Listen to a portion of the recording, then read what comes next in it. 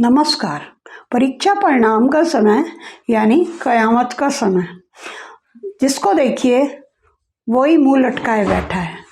जिसके 70% नंबर हैं वो भी, और जिसके 90% नंबर हैं वो भी।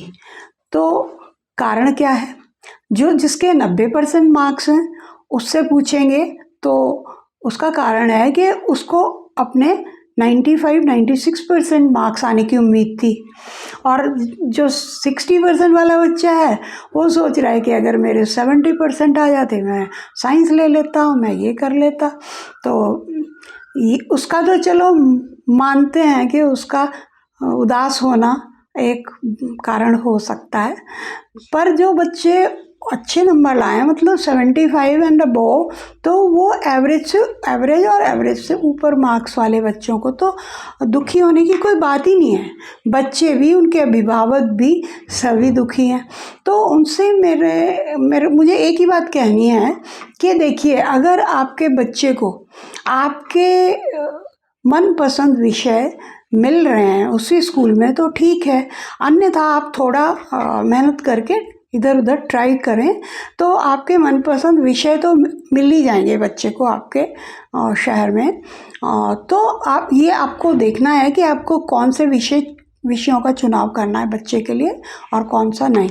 अगर आपको बच्चे को इंजीनियर या डॉक्टर बनाने में रुचि है, इंजीनियर के लिए आपको पीसीएम चाहिए, फिजिक्स, केमिस्ट्री और मैथमेटिक्स, तो आप उसके लिए इन विषयों का चुनाव करें, बेशक करें, लेकिन आपको ये देखना है कि आपका बच्चा इतना मेधावी है क्या कि वो होशियार बच्चों के साथ में जो बच्चे 98, 97, 95% मार्क्स लाए हैं वो उतने मेहनती थे अभी उस 9th-10th की एज से ही, तो वो बच्चे कितनी मेहनत करके और आगे जाएंगे। तो यहाँ आपको एक चीज़ बहुत अच्छे से देखनी है कि आपका बच्चा कितना मेहनती है, कितना डिटर्मिनेशन वाला है।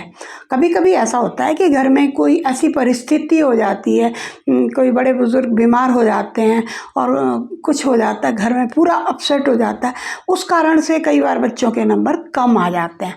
तो ऐसी स्थिति में घबराने की कोई आवश्यकता नहीं है। आपका बच्चा अगर डिटर्मिनेशन वाला है, मेहनती है, तो आप अवश्य उसको आगे बढ़ने के लिए प्रेरित करें, पीसीएम दिलाएं, वो बच्चा मेहनत करेगा। और अगर उसका इंटरेस्ट अगर डॉक्टर बनने में है तो आपको पीसीबी लेना होगा। तो आपको पता ही है नीट की हालत, आपको पता है कि सरकारी सीट के लिए तो कितनी मारामारी है, क्या रिश्वत घूसखोरी करके कैसे कैसे जो भी चल रहे हैं, मेल प्रैक्टिसेस बोलूँगी मैं।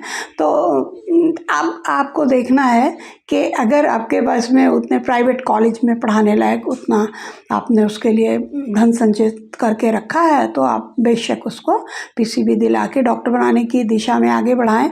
लेकिन आपको फिर वही कि आपका बच्चा उस अपने पेशे के साथ न्याय कर पाएगा या नहीं कर पाएगा। जितनी मेमोरी की, जितनी इंटेलिजेंस की ज़रूरत है एक डॉक्टर को, वो सब उसमें विद्यमान है।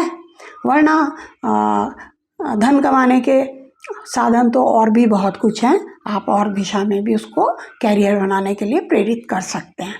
और अगर बच्चे का इंटरेस्ट आपका खुद ही उसमें है, व्यवसाय में है और या उस तरह के जॉब्स में है, तो आप बच्चे को कॉमर्स दिलाएं कि वो आराम आराम से पढ़ भी ले, वर्ल्डली वाइज भी बनता रहे और दूसरी चीज़ें भी एक्सप्लोर करता रहे।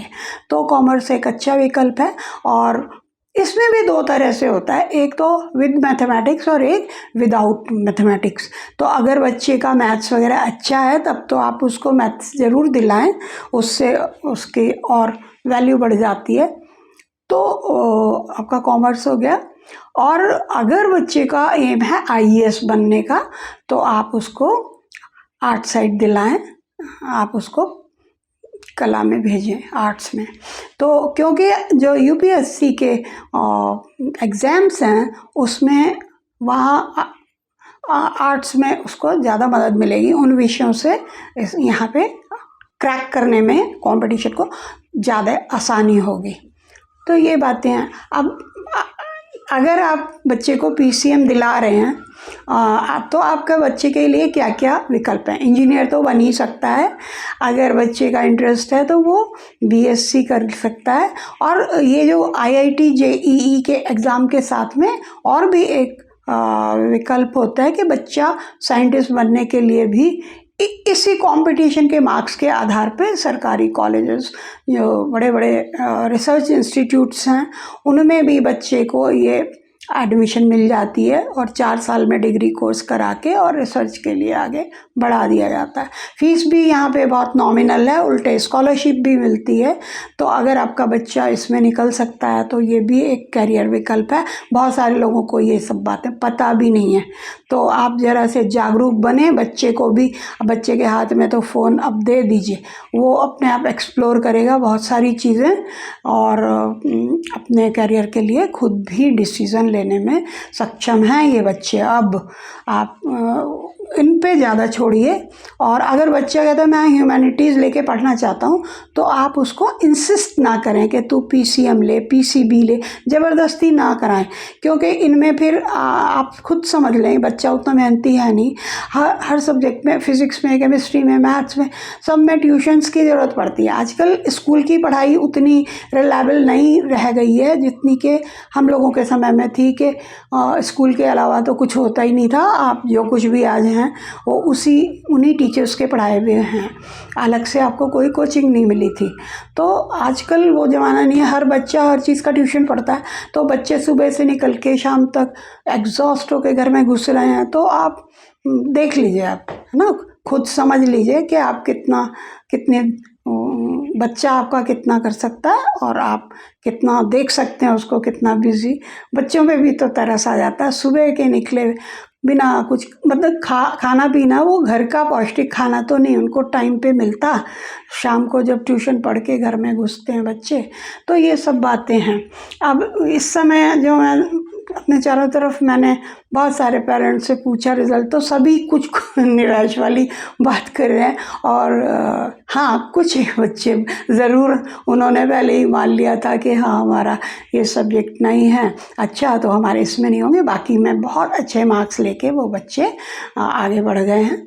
तो आपको भी यहाँ पे कोई भी अफसोस मनाने की बात नहीं है। आप लगे रहिए अपने प्रयासों में और अपने बच्चे को अपने मनपसंद विषय दिलाइए, भले आपको स्कूल बदलना पड़े, और आप उसको प्रेरित करें।